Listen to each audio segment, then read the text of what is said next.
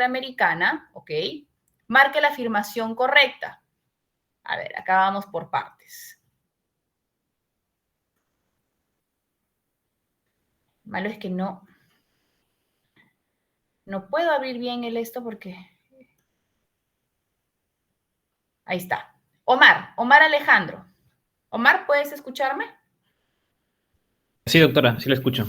Ok, Omar. Vamos con la alternativa A. La Corte Interamericana, según Cansado Trindade en su artículo, otorga jus standi a los individuos para acudir ante su fuero. ¿La Corte Interamericana da jus standi? Doctora, me va a tener que disculpar, pero yo como soy rectificado Ah, y... perdón, Omar, perdón. Yo solamente veo la lista. Ok, No, ok, no se Omar. preocupen, no se preocupen. Ok, Omar. Vamos con Ulises. Ulises Francesco. Buenos días, profesora. ¿Qué tal, Ulises? La A, la Corte Interamericana, otorga jus standi a los individuos para acudir ante el tribunal. Um, ¿Qué es el jus mm, standi? ¿Qué es el jus standi, Ulises? ah, el, creo que era la, la, la consolidación que tiene la persona, bueno, la personalidad eh, ante, ah, como individuo, como individuo tiene capacidades jurídicas. eh, mm, ah, disculpe, profesor, no estoy seguro de eso. Ok, este es un tema muy interesante, ¿ah? Eso es lo que le da varias vueltas, Cansado Trindade. Pero vamos a ver, Ulises, vamos a ver cómo nos puede ayudar tu compañero. A ver, alguien me ha levantado la mano. Álvaro, a ver. ¿Qué es el jus standi, Álvaro? Ah, profesora, disculpe, ¿se me escucha? Así es, sí, sí, te escucho. Em, Tengo una vaga noción ahora, pero creo que era como una especie de legitimación Ujú. para que se pueda recurrir al tribunal. Me parece que en este caso, para acudir a la Corte Interamericana se necesitaba primero eh, pasar por un proceso y no es como que siendo una persona natural pueda ir directamente, sino que se necesita todavía, o sea, no soy, como persona natural, eh, no estoy legitimado, digamos, para ir directamente a la corte. Algo Per- así es lo que... Perfecto, Álvaro. Es eso, chicos. Cansado Trindade se dedica en todo su artículo a hablar de este tema, ¿no? ¿Qué es el jus standi? Es esta capacidad que tienen las personas de acudir directamente hacia el tribunal internacional. ¿Sí? Ese es el jus standi, directamente. Entonces, ¿nosotros no podemos acudir a la corte, profesora? Sí, sí podemos, pero necesitamos un intermediario. Y el intermediario es la Comisión Interamericana. De que tenemos la capacidad de acudir, sí la tenemos, pero tenemos un filtro. Y ese filtro es la Comisión Interamericana. Entonces, ¿qué dice Cansado? Cansado dice de que no deberíamos necesitar un órgano intermediario. Él a lo largo de su artículo dice que, y eso lo mencionó Álvaro, para que exista una plenitud de la personalidad jurídica internacional, necesitamos en todas las regiones acudir directamente hacia la Corte.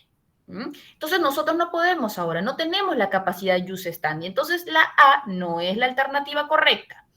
B, sigamos Álvaro. Según Cansado Trindade, el Tribunal Europeo, eh, eh, según Cansado Trindade, el Tribunal Europeo activa su comisión como órgano intermediario para un verdadero acceso a la justicia de las víctimas. Entonces acá Álvaro, según Cansado Trindade, el Tribunal Europeo tiene un órgano intermediario, así como lo tenemos nosotros en el sistema regional eh, latinoamericano. ¿Los europeos también tienen? No, ¿verdad? Efectivamente, como dice Israel. ¿No? Los europeos no lo tienen, tenían un órgano intermediario, pero ya pasaron a la siguiente etapa, ya no lo tienen.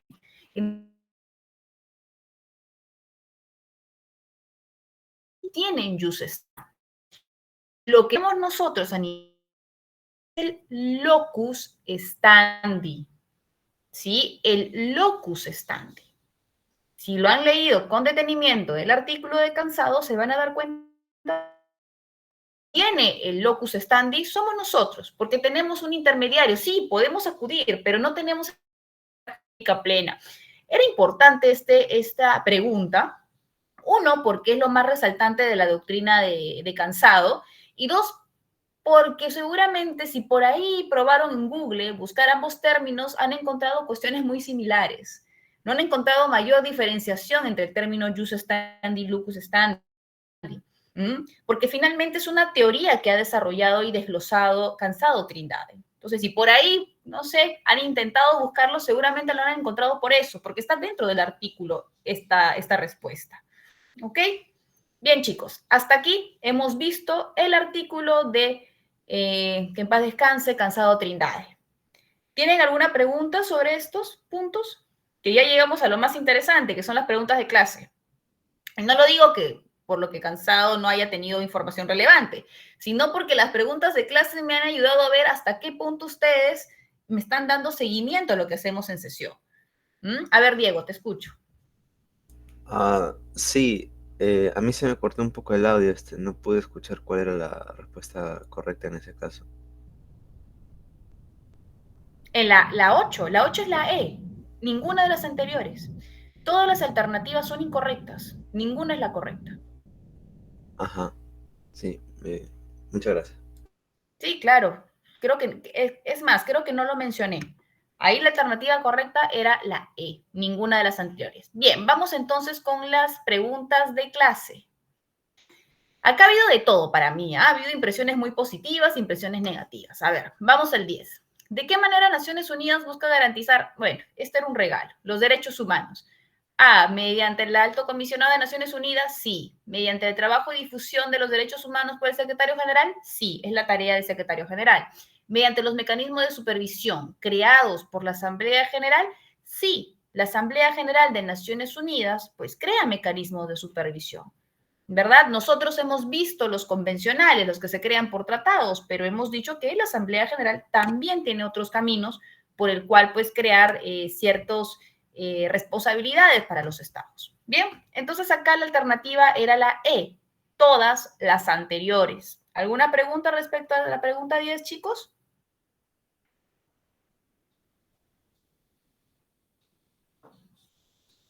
Bien, ECOSOC.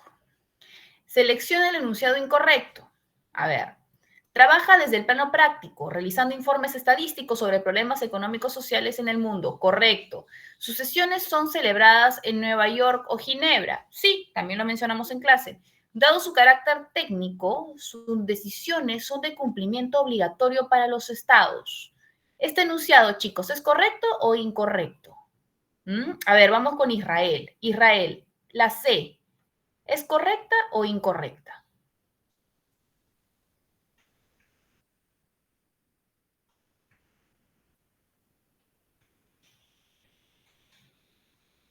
Israel, ¿te encuentras?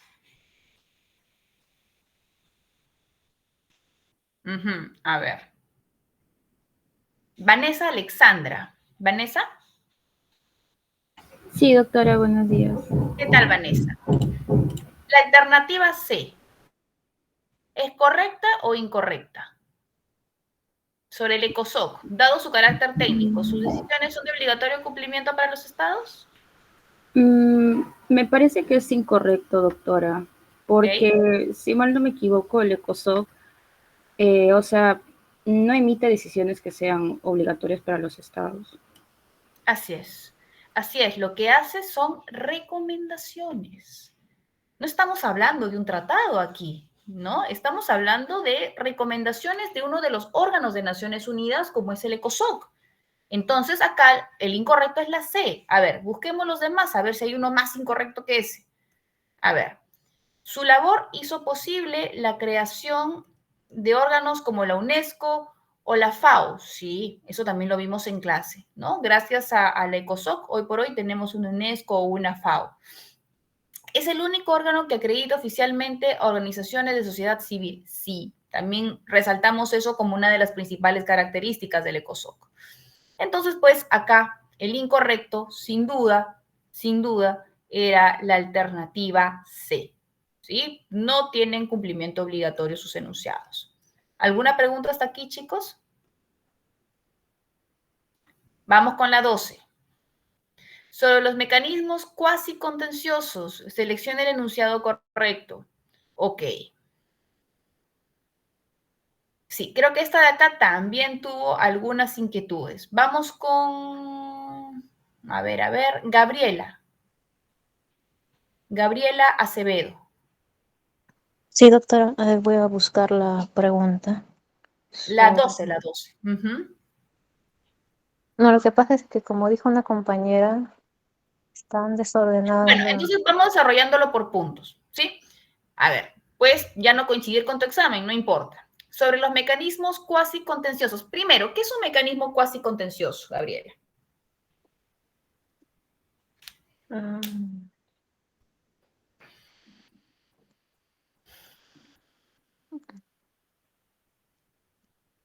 ¿Qué es un contencioso? A ver, chicos, ¿cómo vamos en las clases? A ver, ¿qué es un contencioso? ¿Qué es un mecanismo contencioso? Es un procedimiento en que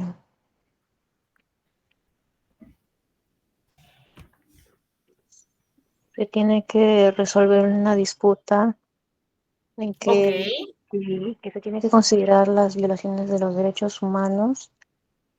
Uh-huh. Y hay un tribunal que decide, ¿verdad? Hay un tribunal que decide. Eso es lo más importante del mecanismo contencioso. A ver, ustedes ya están casi en los últimos años de derecho. Entonces, cuando hablamos, por ejemplo, de un proceso administrativo contencioso, ¿no? Hablamos de una disputa judicial. Cuando hablamos de un proceso administrativo no contencioso, pues hablamos de que no existe ese tipo de disputa. Más bien lo que se pide es un reconocimiento de derechos. Ok. Entonces, cuando hablamos de un mecanismo contencioso, hablamos de eso, de que hay un tribunal judicial que va a decidir y su sentencia es obligatoria entre las partes. ¿Correcto? ¿Gabriela? Sí, doctora. Correcto. Y cuando hablamos de lo cuasi contencioso, ¿qué significa? Ojo, no estoy diciendo no contencioso. No estoy diciendo no contencioso, estoy en un plano intermedio, ¿no? Estoy diciendo cuasi contencioso. ¿Qué significa lo cuasi contencioso?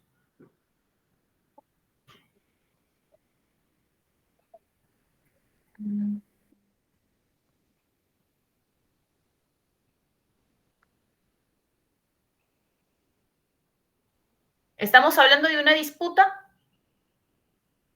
¿Hay una disputa en lo cuasi contencioso? Sí.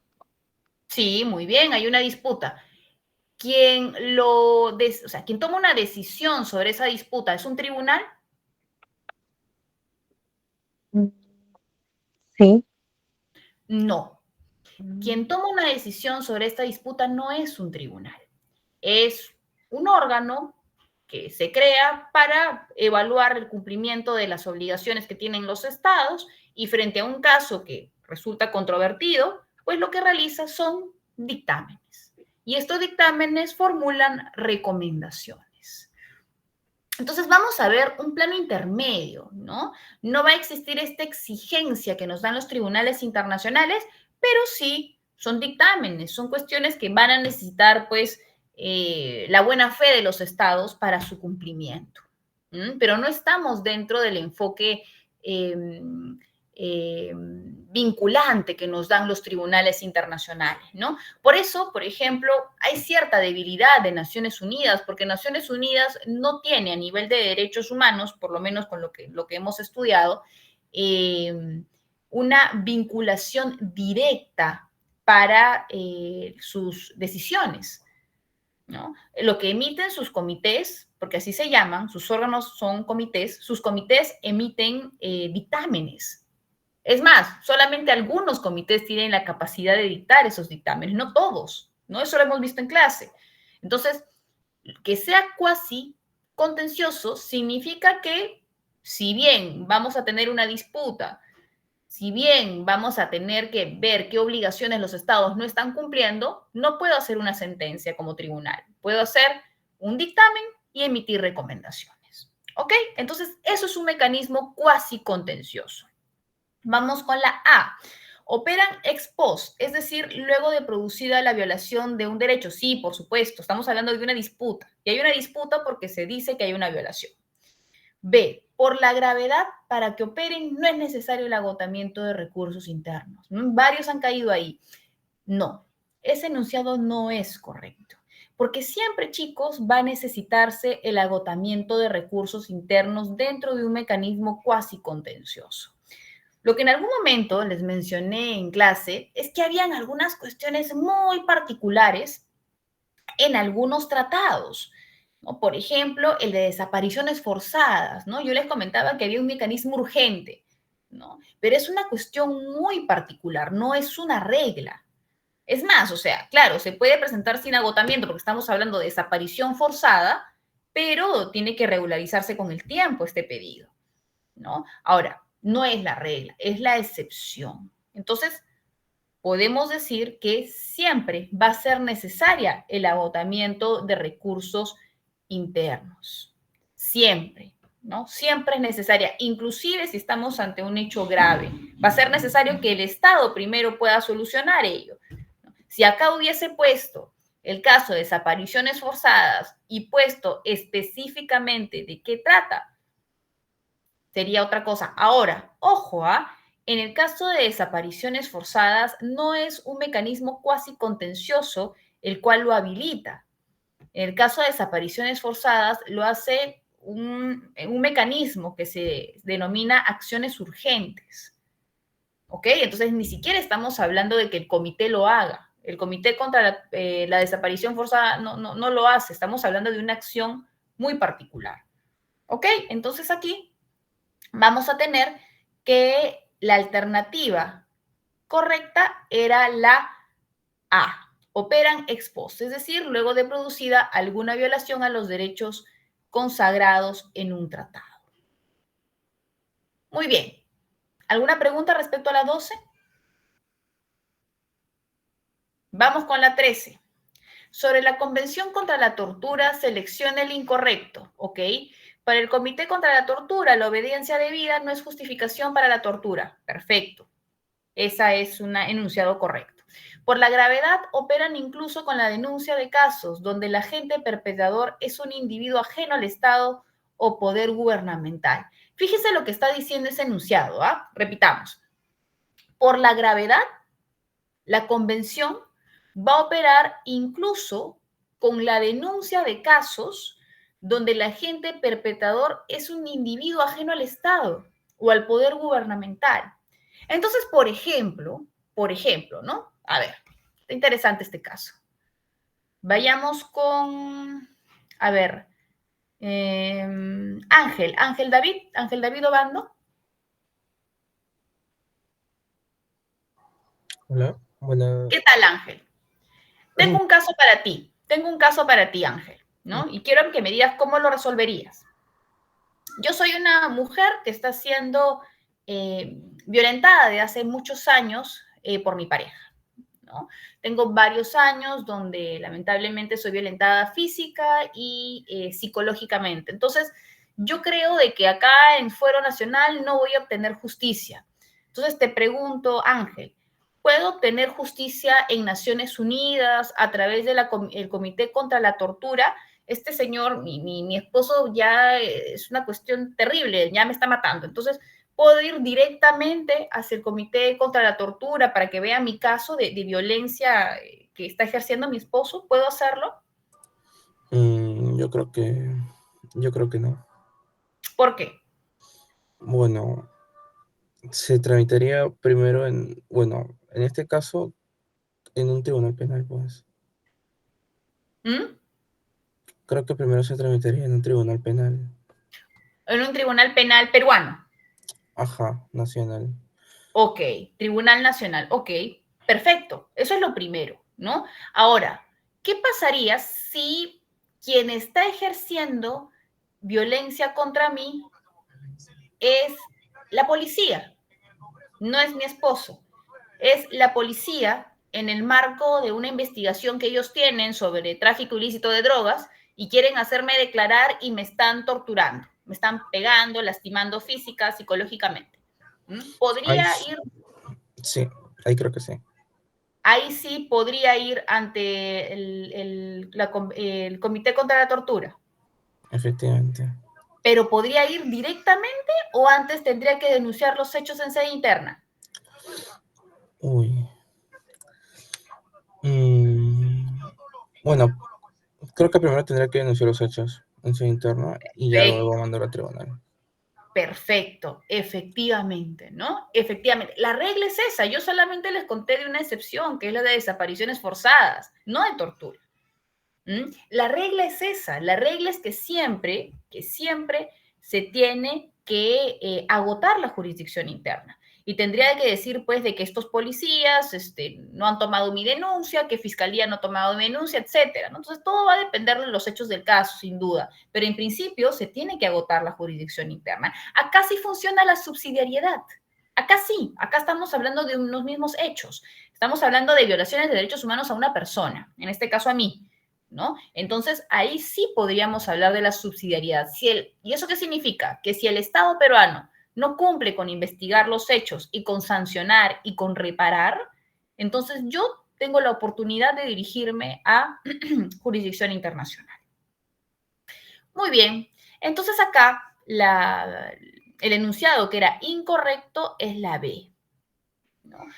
Por la gravedad, operan incluso con la denuncia de casos donde el agente perpetrador es un individuo ajeno al Estado o poder gubernamental. No. Entonces, no es así, no es de que solamente baste con eso, ¿no? Tendría que agotar la jurisdicción interna. Ahora, para complejizar la pregunta al muchacho que contestó hace un rato, ¿qué pasaría si volvemos al primer ejemplo? Si yo soy violentada por mi pareja, pero voy a la policía y no recepcionan mi denuncia y no hacen ningún acto a favor de mí. ¿Qué pasaría en ese caso, Ángel? Bueno, más complicado. Por tortura. ¿Podríamos decir que el Estado tortura? ¿Podríamos decir que el Estado peruano me está torturando? Ojo, quien está ejerciendo la violencia física directamente es mi marido, claro. es mi esposo, sí. Bueno, por tortura no lo creo. Efectivamente, ¿sabes cuándo? ¿Sabes cuándo? Y esto ya lo ha dicho la jurisprudencia de la Corte Interamericana, cuando exista complicidad, aquiescencia de parte del Estado. Y ahí está, como buenos abogados, nosotros tendríamos que desarrollar la idea de aquiescencia, la idea de complicidad, ¿no? Entonces, por ejemplo, si el Estado ya conocía en diferentes medios y de diferentes formas el ataque que yo estaba sufriendo por mi esposo y no hizo nada y muy por el contrario, como ha pasado en algunas circunstancias, les dio los materiales para seguirme torturando, entonces pues estamos ante un caso donde el Estado sí puede ser responsable internacionalmente. Y ha pasado.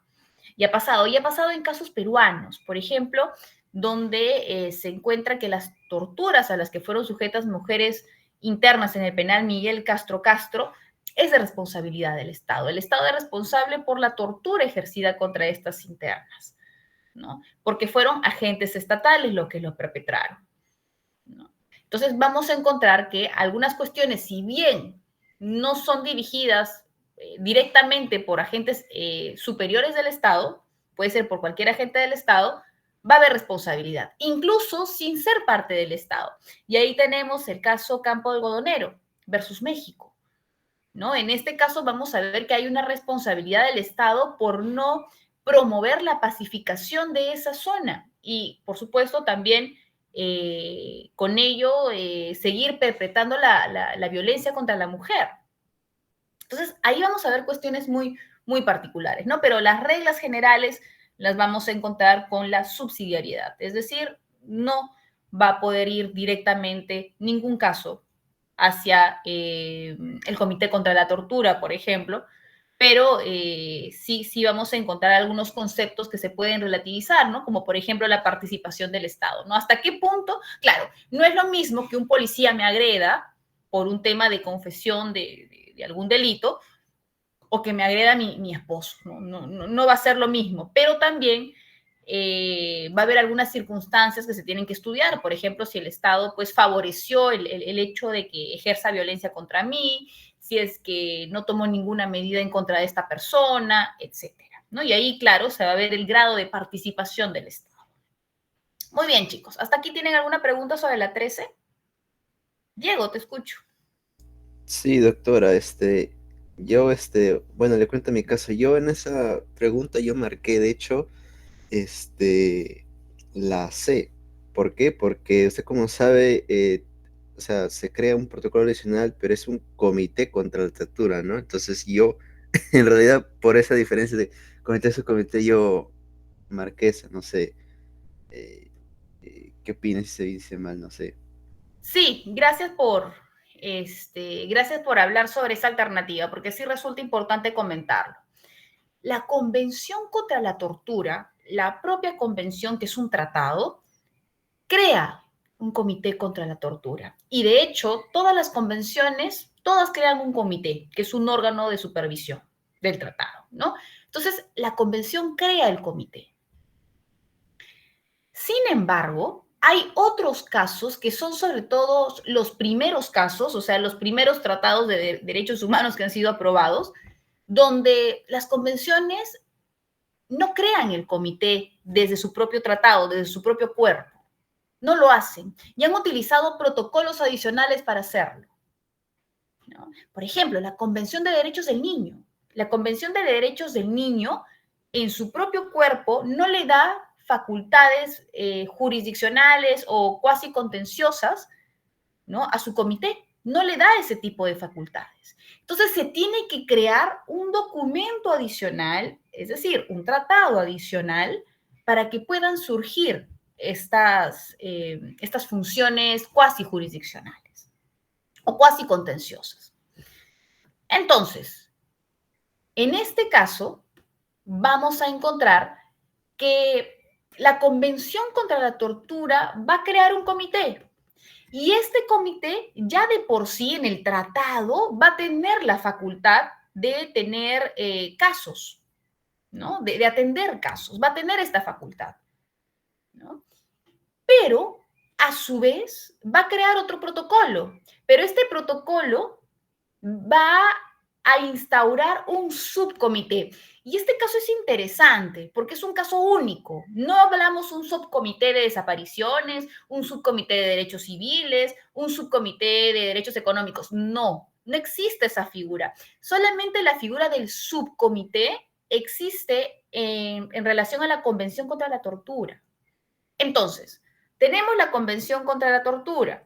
En la convención se habla de la creación de un comité. En el comité se le da estas facultades cuasi contenciosas, pero a su vez han creado un protocolo adicional donde se crea otra figura, una figura sui generis, una figura que no está en los demás, que es el subcomité. Y este subcomité va a tener facultades muy particulares.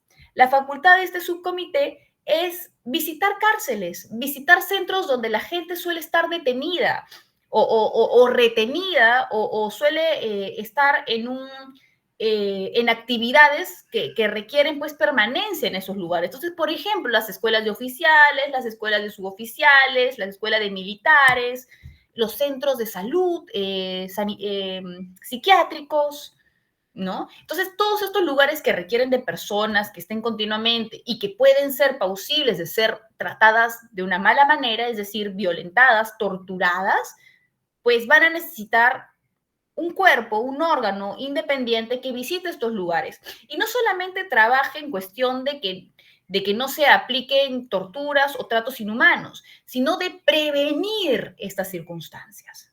Entonces, es una particularidad muy, muy interesante que tiene la Convención contra la Tortura con este protocolo adicional, ¿no? Que le da a este subcomité la capacidad de decir, Estado peruano, quiero ir a visitar el penal de mujeres de Chorrillos, ¿no? Se ha comentado de que existen pues casos de tortura, entonces nosotros quisiéramos hacer una visita. Ellos tienen esa tarea, entonces nosotros como Estado tendríamos la obligación de aceptar esta visita y programarla, ¿no? Entonces, ahí vamos a encontrar esa posibilidad. Ahora, ¿De qué manera el Estado peruano se compromete a aceptar esta visita? Cuando ha ratificado este protocolo adicional. Nosotros lo hemos ratificado. Es más, este protocolo señala la necesidad de que se cree un órgano contra la tortura en el Perú. Y tenemos un órgano contra la tortura que es monitoreado por Defensoría del Pueblo. Entonces ya vamos a ver cómo se construye estructuralmente el Estado peruano para cumplir con nuestras obligaciones. Y en este caso muy particular, y te agradezco nuevamente porque me hayas dado esa posibilidad, en este caso sí vamos a tener un subcomité y no un comité, como en los primeros tratados que fueron aprobados en Naciones Unidas en materia de derechos humanos y capacidad no cuasi contenciosa, perdón. ¿Sí quedó claro ese punto?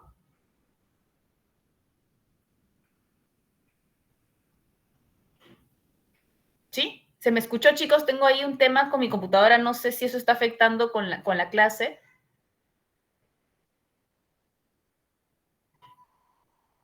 ¿Sí? ¿Me escuchan? Perfecto, gracias. Es que repregunto porque tengo miedo de que esto atente contra mi voz ahí en clase. Entonces, esa es la pregunta 13. 14. Sobre la Corte Internacional de Justicia, selección del enunciado correcto. Ejerce sus funciones según el derecho internacional, pero también según el derecho interno. Falso. Desde acá ya tenemos un enunciado falso. Siempre se rige por el derecho internacional. Sus opiniones consultivas, al igual como sucede con la Corte Interamericana, tienen fuerza obligatoria. No.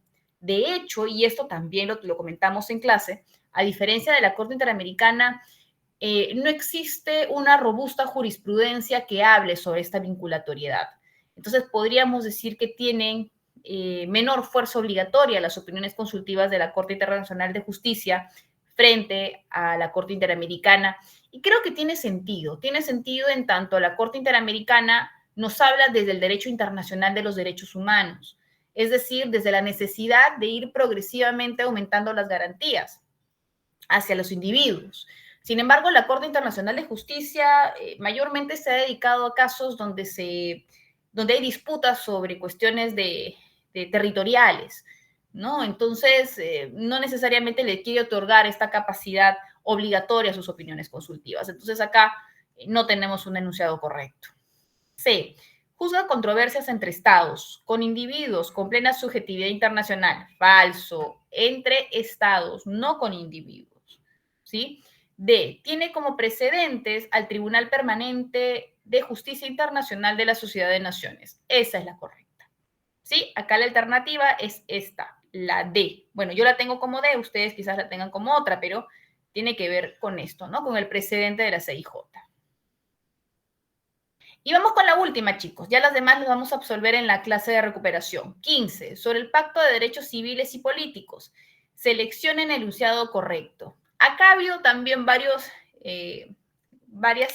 respuestas incorrectas, ¿ya? A ver, sobre su primer protocolo, va a ser aplicado solo a favor de los nacionales sujetos a la jurisdicción del Estado firmante. Ok. Por ello, resultó importante la creación de nuevos tratados que den mayor umbral de protección a los derechos humanos. Esto es falso. ¿Por qué?